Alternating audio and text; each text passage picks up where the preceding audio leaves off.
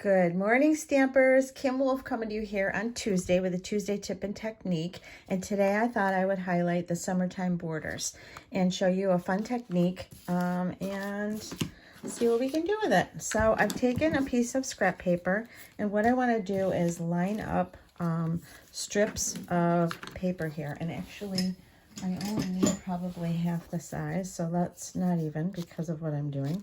So let's just chop this. So I'm going to take strips and let's just go right to the edge so we know they're straight. And I'm going to use the front and the back to create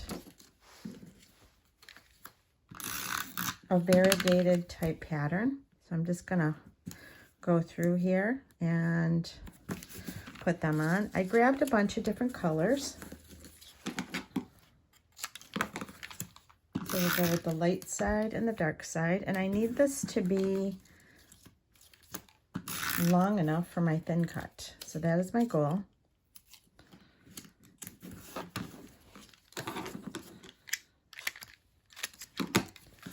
And I'm really just going very, very random here. So you could come up with a pattern however you want to.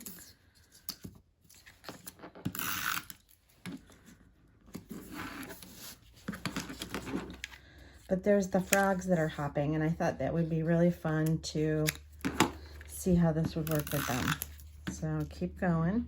You could grab thin cut, or not thin cuts, but zip strips. They would be really fun with this, with some patterns. I'm doing just some basic cardstock. I think we're getting close.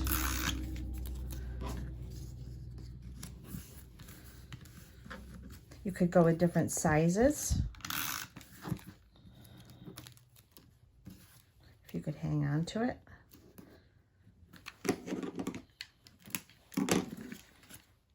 Let's go with the lighter side. And I think we're getting close. Let's see. So my thin cut, almost. So let's go just a little bit further. And then I'm going to send this through my die cutting machine. Let's just be safe with one more. All right, and then I really like this guy. He's the little frog that's hopping, so I'm going to get the thin cut that matches up to this. This was actually supposed to be the June, I believe it was the June stamp of the month. And unfortunately, with Close to My Heart closing their doors, we are not going to have a stamp of the month any longer. So this is it, but I just love this one. So I'm going to send that through my die cutting machine. So let me do that off camera. And we'll get it cut out, and then I'll show you what we're going to do.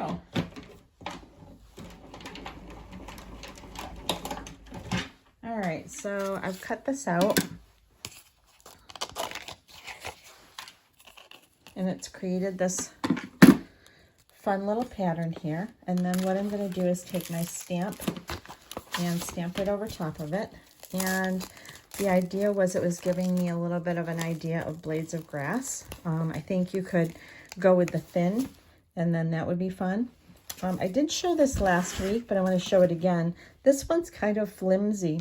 So in order to get the stamp to be nice and straight the way it should be, I could either line it up on my Versamat, or I'm going to take my block, put it right back on here, and then pick it up from here, and then it's nice and straight, okay?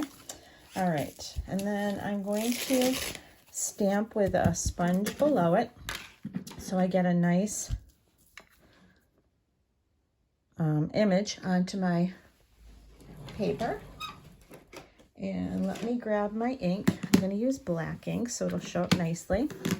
When I'm stamping, I like to take my hand and rub on the stamp a little bit and get the oils of my hand onto the stamp, and it picks up the ink better. And then I like to go around and around, and then up and down. And I'm just going to try this on my scrap paper.